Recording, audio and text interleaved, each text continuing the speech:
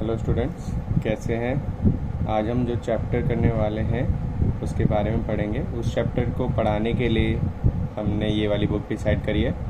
अब वो चैप्टर कौन सा है वो देखते हैं। चैप्टर है chapter number 2, exponent and power. इसके बारे में पढ़ने वाले हैं। ठीक है, चलिए स्टार्ट करते हैं। अब इस चैप्टर में हम देखेंगे first question, express the following in exponential form. Exponential form का मतलब क्या है, यहाँ पे इस देखे पहले एक क्वेश्चन देख ले। क्वेश्चन नंबर में 4 को 4 टाइम्स मल्टीप्लाई कर रखा है, तो हमें एक्सपोनेंशियल फॉर्म में कैसे करना है। अब हमने 4 रखा, इसकी एक्सपोनेंट को जितनी बारी होंगे सी को ही हम उसको एक्सपोनेंट कहते हैं। यानी ये 4 टाइम्स है तो 4 इसके टॉप पे रख दिया गया। ठीक है, ये इसका एक्सपोनेंट हो गया और ये हो गया इसका बेस। ये इसका एक्सपोनेंट हो गया और ये हो गया इसका बेस। ऐसे ही करना है। ए को 3 टाइम्स लिख दिया तो ये आपका आंसर हो गया। एक्स को 4 टाइम्स नहीं है, 5 टाइम्स है, 5 टाइम्स लिख दिया तो 5 हो गया इसका एक्सपोनेंट। अब 3 2 टाइम्स है और 5 4 टाइम्स है, तो 3 2 टाइम्स और 5 4 टाइम्स। ठीक है, अब इसी की तरह एक और है, देखो ए 3 टाइम्स है और बी 2 टाइम्स है। ए 3 टाइम्स, बी 2 टाइम्स। अब इन दोनों में डिफरेंस देखते हैं कि यहाँ पे इंटू लगा रखा है, यहाँ पे एक डॉट लगा रखा है। दोनों ही सेम बात है। ठीक है, चाहे आप इंटू लगाएं चाहे डॉट लगाएं। ठीक है, अब ये एक क्वेश्चन है, यहाँ पे 7 2 टाइम्स है और एक्स भी 2 टाइम्स है। जब ऐसे हो कि दोनों पर सेम पावर हो तो हम उनको बीच में इंटू लगा के दोनों के ऊपर ब्रैकेट में लगा सकते हैं। ये यानी होल कि यानी 7 पर भी 2 है और x पर भी 2 है, इसलिए इसको ब्रैकेट लगा दिया और इस पर 2 लगा दिया। ठीक है, नेक्स्ट क्वेश्चन देखते हैं। ये तो हमने एक्सपोनेंशियल फॉर्म में रख दिया। अब हमें फाइंड द वैल्यू पता करनी है कि अगर एक्सपोनेंशियल फॉर्म में हो तो वैल्यू कैसे पता करते हैं। तो -3 पर क्यूब है, 3 है, तो यानी हमें -3 को 3 बारी करना है, 1 2 3, तो ये क्या हो गया -27। अब यहाँ -11, 1 पर 11 है। याद रखना -1 पर फिर कितना भी पावर हो हमारा आंसर 1 ही आने वाला है। और साइन के लिए हमें क्या देखेंगे कि जो आपका पावर है वो इवन है या ऑड है। अब देखो 11 क्या होता है, ऑड, तो 11 अगर ऑड होगा तो आपका आंसर क्या आ जाएगा माइनस। अगर यहाँ पे इवन होता तो आपका आंसर आ जाता प्लस। जैसे यहाँ पे देखते हैं -1 पे 6 क्या है, आपका इवन नंबर है। इवन नंबर क्या होता है, जो 2 से डिवाइड हो जाता है, यानी 6 2 से डिवाइड हो सकते हैं, तो यानी ये क्या हो जाएगा प्लस में आ गया। और 1 को कितनी बार भी मल्टीप्लाई करो 1 ही आता है। ठीक है, अब यहाँ पे देख लेते हैं 12 पे पावर 2 है तो 12 2 टाइम्स है, तो उसका आंसर मल्टीप्लाई करने पर 144। अब नेक्स्ट करते हैं, नेक्स्ट देखते हैं फाइंड द वैल्यू ऑफ। अब यहाँ पे दे रखा है -5 पर क्यूब, -1 पर स्क्वायर और 2 पर क्यूब। -5 पर क्यूब है तो यानी 3 टाइम्स लिख दिया। -1 पर स्क्वायर है तो 2 टाइम्स लिख दिया। 2 पर क्यूब है तो 2। अब पहले इन तीनों को मल्टीप्लाई करा। आप चाहो तो एक साथ सबको कर सकते हो, बट मैंने समझाने के लिए पहले 3 को, फिर इन दोनों को और फिर इन तीनों को किया। -5 पे क्यूब होगा तो -3 टाइम्स हो गया, तो यानी माइनस तो आना ही है। और 5 को 3 टाइम्स मल्टीप्लाई किया तो कैसे करेंगे, 5 5 ज़ा 25, 25 5 ज़ा 125, 1 1 ज़ा 1, 2 2 ज़ा 4, 2 ज़ा 8, ये ठीक है। अब इन तीनों मल्टीप्लाई किया तो 1000 आया, क्योंकि यहाँ पे एक बारी माइनस था तो वहाँ लगा दिया।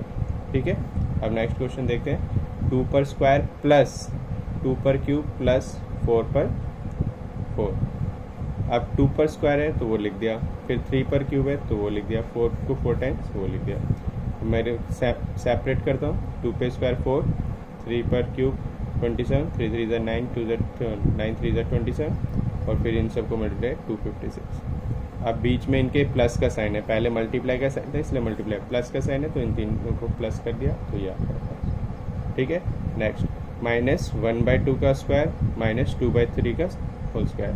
ये देख रहे हो, मैंने कहा था ब्रैकेट के ऊपर है, तो यानी जब ऐसे ब्रैकेट के ऊपर होगा यानी ये दोनों से मल्टीप्लाई हो रहा है। ये भी तीनों, मतलब ये भी दोनों से हो रहा है लेकिन 3 टाइम्स, तो इसको मैंने 2 बार लिख दिया और इनको 3 टाइम्स।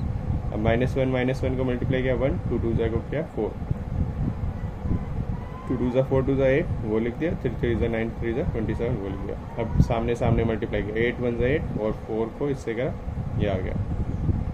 ठीक है, समझ आया। नेक्स्ट क्वेश्चन करते हैं। 3 की पावर 0, 4 की पावर 0, 5 की पावर 0। जब भी पावर 0 होती है तो आपका आंसर क्या आएगा, उस पूरे वैल्यू का आंसर 1 आ जाएगा, उस पूरे वैल्यू का आंसर 1 और इस वैल्यू का आंसर 1। तो इन तीनों प्लस क्या आ गया आपका आंसर 3। समझ आएगा क्वेश्चन।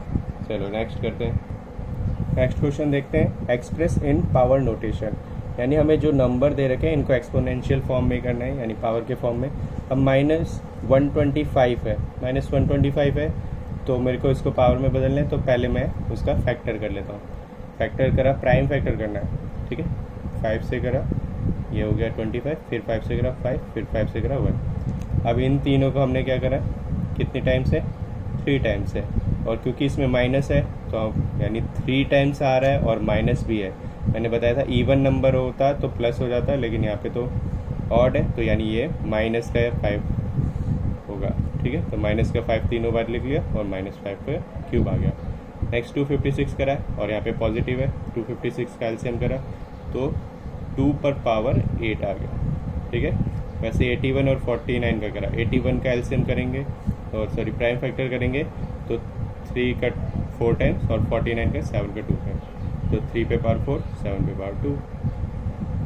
ऐसे 64 और 1 5 6 2 5 करता है, तो इनका करने पर 2 आपका 6 टाइम्स आया और 5 भी 6 टाइम आया, तो 2 पे 6, 5 पे 6। मैंने कहा था जब दोनों एक जैसे हों तो हमें होल ब्रैकेट लगा के 6 कर देना है। समझ आया पावर नोटेशन वाला। चलो नेक्स्ट करते हैं। नेक्स्ट क्या है, फिल इन द बॉक्स में हमें दे रखा है ये पावर वाला और उसके इक्वल टू में एक बॉक्स दे रखा है, इसमें क्या फिल होगा हमें वो करना है। तो मैंने क्या करा, देखो हमने पहले भी करा है, पहले रैशनल नंबर वाले क्वेश्चंस में, तो नहीं अगर याद है तो यहीं पर देख लेते हैं। 2 पे पावर 3 है, मल्टीप्लाई 2 की पावर 4 है। अगर ऐसे हमारे नंबर्स मतलब बेस सेम हो और पावर अलग हो, बेस सेम हो और पावर अलग हो, बीच में मल्टीप्लाई का साइन हो, तो हमारा बेस को हम 1 लिख लेते हैं और पावर को प्लस कर देते हैं। याद रखना मल्टीप्लाई का साइन हो तो प्लस कर देते हैं, तो 3 + 4 7 हो गया, ये आ गया आंसर। यानी इस बॉक्स में हम 7 भरेंगे। ऐसे देखो 6 पे 5 है, 6 पे कुछ नहीं है यानी 1 होगा, तो यानी यहाँ पे क्या हो रहा है, बेस सेम हो गया और पावर प्लस करना है, तो 6 पर 6 हो गया। ऐसे 5 2 और ब्रैकेट 3। अब अगर इस ब्रैकेट का मतलब क्या होता है, इस ब्रैकेट का मतलब होता है कि ये दोनों मल्टीप्लाई करेंगे, तो 5 2 और 3 को मल्टीप्लाई करा 6। समझ आ रहा है। अभी तक हमने देखा पावर यहाँ पे प्लस होंगे अगर बीच में मल्टीप्लाई का से साइन है और दोनों बेस सेम है। यहाँ पे हमने देखा पावर मल्टीप्लाई करेंगे। अब यहाँ पे वही मल्टीप्लाई है यानी आप पावर प्लस करेंगे। यहाँ पे पावर कितने 2, यहाँ पे पावर कितने 1, यहाँ पे पावर कितने 3, तो इन तीनों प्लस करा 6 आ गया। अब डिवाइड में कैसे करेंगे, यहाँ पे देखो डिवाइड दे रखा है, यहाँ पे डिवाइड लेकिन दोनों का बेस अलग है, पावर तो चलो 1 मान लिया, बेस अलग है, और लेकिन यहाँ पे आंसर हमें दे रखा है कि 12 पे कुछ होगा, तो मेरे को लगा कि इसको हमें फैक्टर करना है।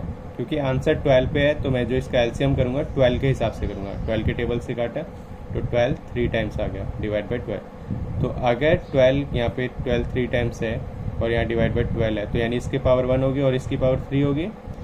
तब हम क्या करेंगे, 12 की पावर 3 -1, क्योंकि यहाँ डिवाइड का निशान है तो माइनस होगा यहाँ, ठीक है। तो ये आपका हो गया 12 की पावर 2। समझ आया। ये वाला एक और बार समझ लेते हैं। क्योंकि हमारा आंसर 12 की पावर कर रहा था तो मेरे को इसको फैक्टर करना पड़ा और मैंने देखा कि हमारा 12 3 टाइम्स है। अब यहाँ पे 12 पे पावर 3 हो गया और 12 की पावर 1 हो गया। बीच में कौन सा निशान है, डिवाइड का, तो डिवाइड होते ही माइनस हो जाएगा। इन दोनों को सॉल्व किया तो हमारा 12 आ गया, 12 की पावर 2। तो ये हमारा आ गया आंसर। आज के लिए इतना ही करेंगे। Thank you.